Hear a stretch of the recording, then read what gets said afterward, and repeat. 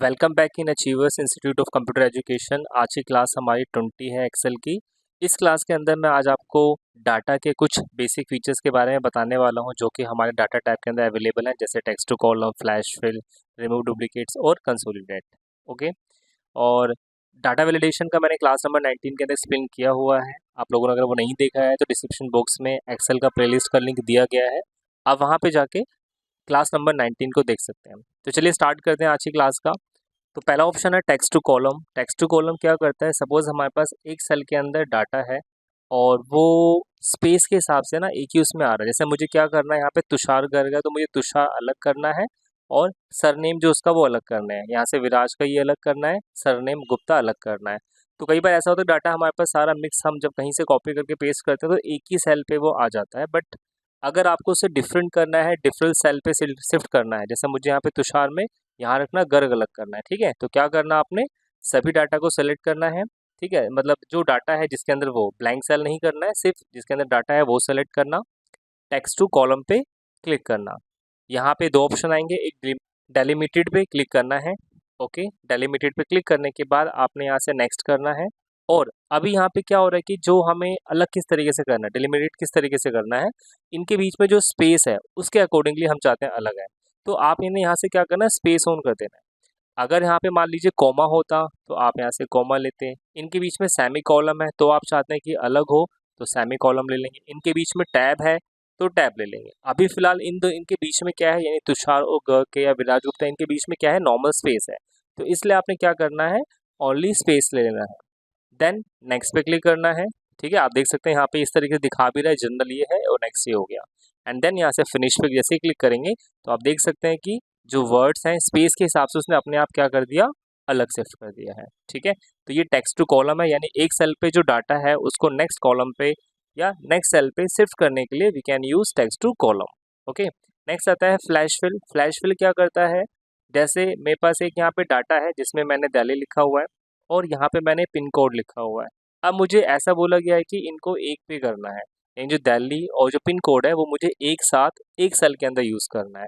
अब flash fill में अब सिर्फ दो ही नहीं, अगर दो से ज़्यादा के सेल्स हैं, 3 4 या कितने भी सेल्स हैं, उनको सबको एक साथ कंबाइन करना है। तो देखा जाए सरल शब्दों में अगर बताऊँ तो इसका अपोजिट हो गया। इसने क्या किया, एक सेल से मल्टीपल में कन्वर्ट किया। और इसका अपोजिट क्या हो जाएगा, अगर मल्टीपल सेल्स के डाटा को आपने एक सेल पे शिफ्ट करना है तो उसके लिए फ्लैश फिल यूज़ करोगे। कैसे, आपने यहाँ पे क्या करना है, एक डमी आपको लिखना होगा। तो मैंने यहाँ पे लिख दिया दिल्ली, मुझे बीच में डैश चाहिए तो डैश दे देंगे, स्पेस चाहिए तो स्पेस दे सकते हो, टैब यूज़ करना है टैब दे सकते हैं, कॉमा देना है कॉमा दे सकते हैं, वो आपके ऊपर क्या देना है।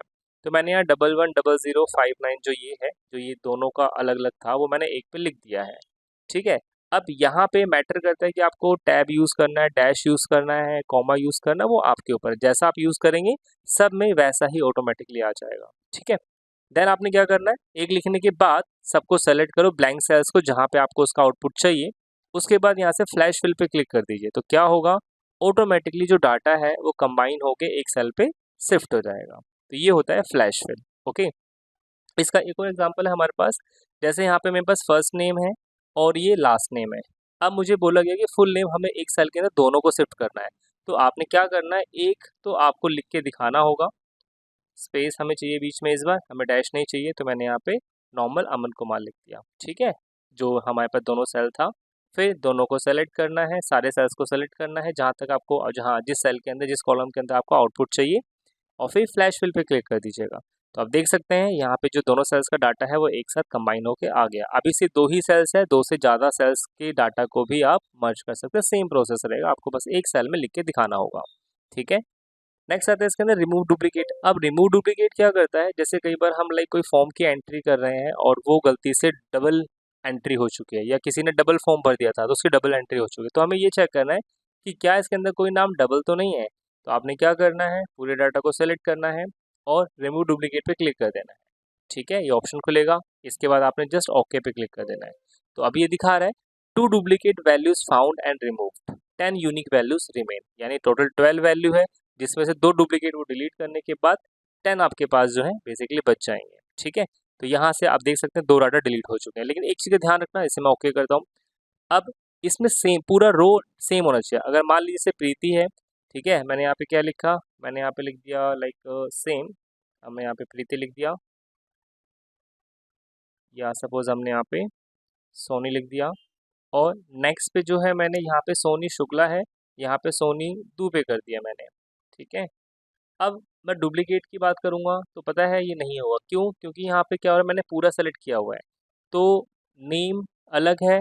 ठीक है, नेम चलो सेम है फर्स्ट नेम, लेकिन जो लास्ट नेम है वो डिफरेंस है, तो वो इसको डुप्लीकेट ऐसे काउंट नहीं करेगा। देखिए, इसको कोई भी डुप्लीकेट वैल्यू नहीं मिला, लेकिन अगर पूरा रो का डाटा सेम यहाँ पे होता तो ही वो उसको डुप्लीकेट काउंट करेगा। ठीक है, तो ये रिमूव डुप्लीकेट का सेक्शन आ जाएगा।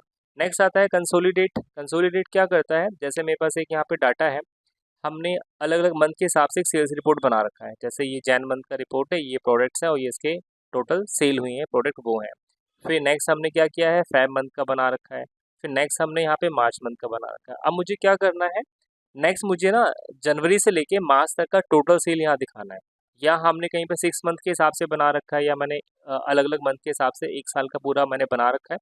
अब हमें ये देखना है कि भैया पूरे 1 साल का टोटल सेल क्या है, तो वो आप कंसोलिडेट की मदद से ईजिली कैलकुलेट कर सकते हैं। फिलहाल मुझे अभी क्या करना है, हमारे पास 3 मंथ का डाटा है, एक जैन मंथ का है, फेब मंथ का है और एक मार्च मंथ का है। तो मैं चाहता हूँ यहाँ पे जनवरी से लेके मार्च तक का जितने जितने प्रोडक्ट सेल हुए हैं उसका यहाँ पे टोटल आ जाए।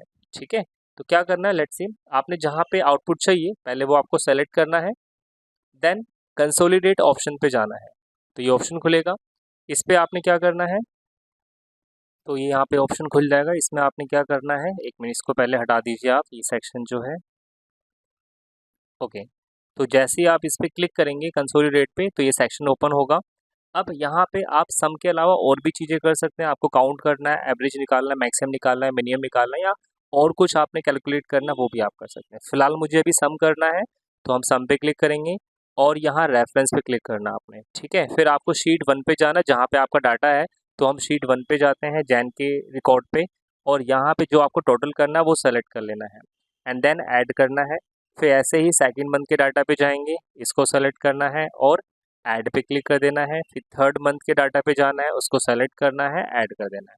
तो इस तरीके जितने भी शीट्स का डाटा आपको एक शीट पे टोटल कैलकुलेट करना है, उसके लिए आप 1 बाय 1 सभी शीट्स पे जा करके उसको सेलेक्ट करके ऐड पे क्लिक कर देना, देन आपने जस्ट ओके कर देना है।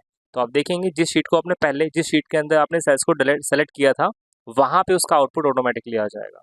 तो अभी आप देख सकते हैं एसी हमारा यानी 3 मंथ का कैलकुलेशन यहाँ पे आ गया, जैन का, फैब का और मार्च मंथ तक का डाटा जो है यहाँ पे ऑटोमेटिकली कैलकुलेट होके आ चुका है। ठीक है, तो ये वर्क है बेसिकली कंसोलिडेट का। सो ये काफ़ी यूजफुल है, काफ़ी शीट्स, अलग अलग शीट्स के डाटा को एक जगह पे कंबाइन करने का बेसिकली काम करता है। सो आई होप आपको क्लियर हो गया होगा। अगर आपको अभी भी किसी टॉपिक में डाउट है, कंफ्यूजन है, तो आप कमेंट बॉक्स में लिख करके अपने क्वेश्चन को पूछ सकते हैं। सो अभी तक आपने चैनल को सब्सक्राइब नहीं किया है तो सब्सक्राइब करें, ताकि आपको आने वाली वीडियो का जो अपडेट है वो मिलता रहे। और वीडियो अच्छी लगी हो तो कमेंट बॉक्स में लिख करके ज़रूर बताएं, और लाइक कमेंट शेयर करना भी ना भूलें। सो थैंक्स फॉर वॉचिंग और मिलते हैं नेक्स्ट वीडियो में।